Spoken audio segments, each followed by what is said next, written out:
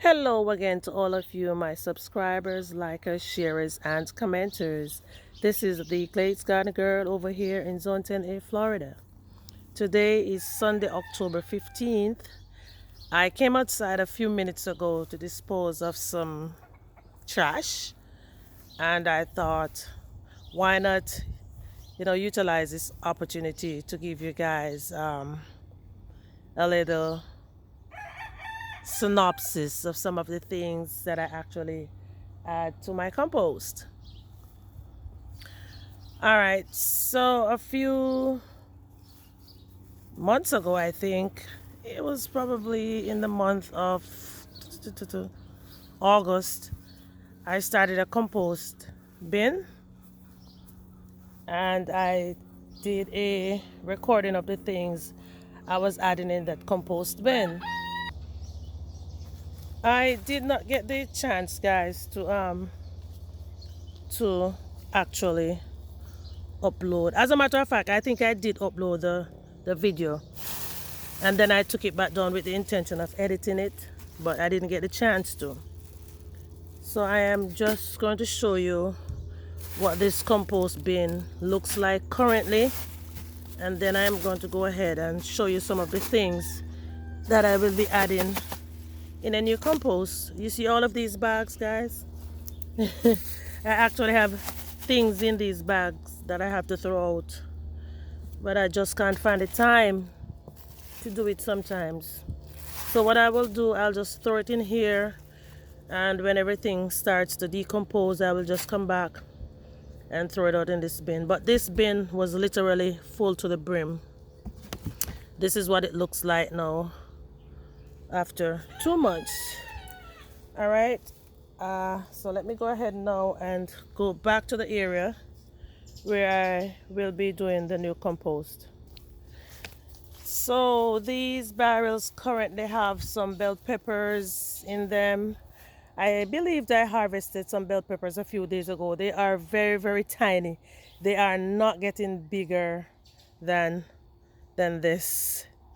All right, so what I did, I added some 5-gallon buckets in each one of my barrels to start new compost in them. So while the kitchen scraps is breaking down, turning into compost, it will be feeding the soil that is currently in the barrel. So come next year, next spring, by the grace of God, the barrels will have a lot of substance to feed whatever I will be putting in there. Because one of my plan is actually to take out the bell peppers, put them in the 5-gallon buckets on top of the compost that I will have in there, and then plant additional things in these barrels. So let me just go ahead now and show you some of the things that I add to my compost, because composting is easier than you all think. It doesn't necessarily have to be like the brown on the greens and the brown on the greens. Whatever is edible can actually be added to a compost bin. So I honestly don't remember what I added in this bucket previously, but as you can all see, it is already breaking down. So let me just go ahead now and show you some of the things that I will be adding. As a matter of fact, I just added some rice over there, and I think some carrots, Irish potato, and some chicken that I had left over, and no one wants to eat it, so I just dispose of it. All right, so let's start the fun. Okay, so in this bag, I know of a fact that this is some avocado peels. All right, here's another piece. I also have some corn trash right here. And this is from a piece of white yam, I think. I am not going to put this at the extreme bottom. I'm going to put it on top because sometimes these peelings can actually start new plants for me, like the sheen. I will be showing you a sheen in a little while. As a matter of fact, I am going to throw some in there for the sake of time. This is a piece of Irish potato skin.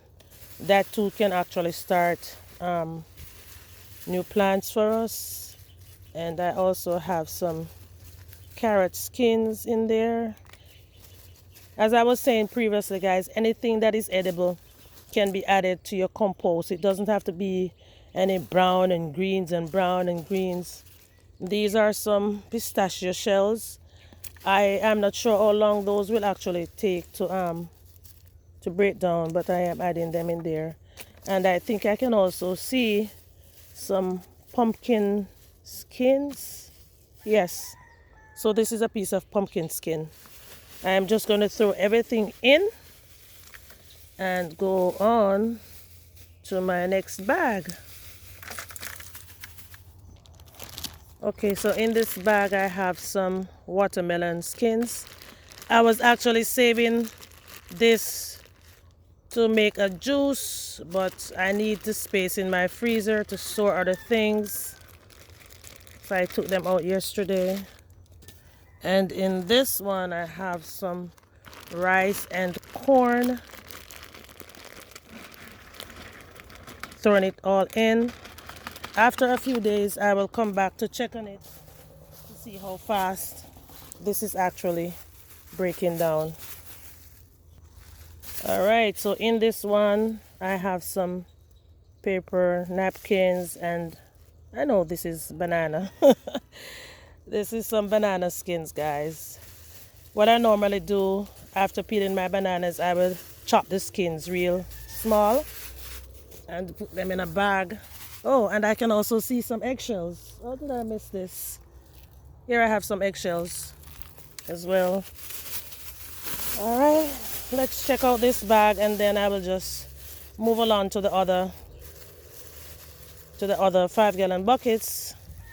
But I just wanted you guys to see how easy composting is. When I just started gardening, I thought it was supposed to be done in a particular way, and I was trying to follow the way that I saw on the internet, but that's never been successful for me. Okay, so this is another looks like it was a whole avocado, but it started to break down. Here is a seed, and I'm going to drop it in there. It might give me a plant. All right, guys, so there we have it. That is how easy composting can be.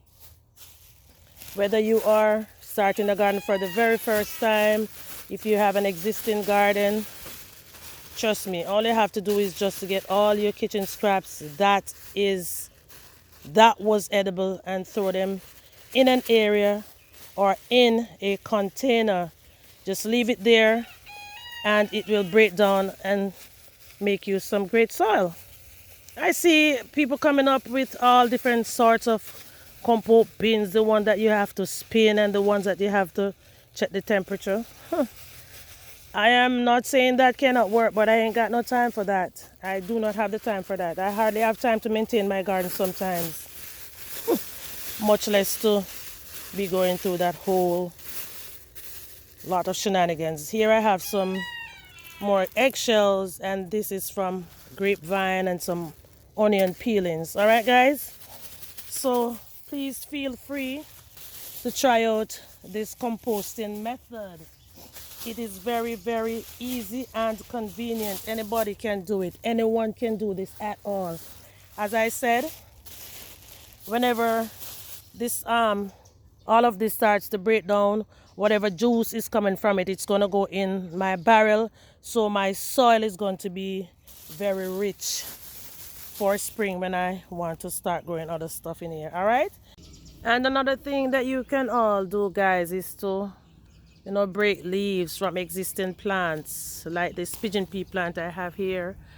I don't want it to get too big, so as you can see, I just nipped off this little branch right here. This papaya tree, it's actually a volunteer tree, and these ripe leaves can be used just about anything. Even these dried leaves from your from my lemon bush can be used. Oh my goodness. And I I just picked up some leaf alive leaves from the ground as well and dropped it in there. You see that roach down in there? Started working already. All right, so I am done now. I am done now. I am done now. That's it. That's it. That's it. And what I will be doing next, I will be covering this with a piece of cardboard like this one to prevent like the cats, because they will climb in the barrels, the buckets rather, to get food out of it. All right. So thanks again for watching, and at this point I am going to take the opportunity to say, if you have not yet subscribed to this channel, please go ahead and do so. And remember, sharing is caring, so share with your family, share with your friends. Yes, this is something that we are doing together. Ciao, love you, see you soon. So guys, I am hurrying to show you the dasheen plant that started from kitchen scrap that I should have shown you. All right, here it is. No, here they are, as a matter of fact. I actually had 3 over in this area, and I just thought that they would be doing much better over here. When I transplanted them, this one seems as if it was like dead, and this one there was no evidence of another plant, so I was really surprised when I came back and saw this one. But yeah, this is what I want to show you. Both of them, they are from kitchen scraps. So yeah, that's it.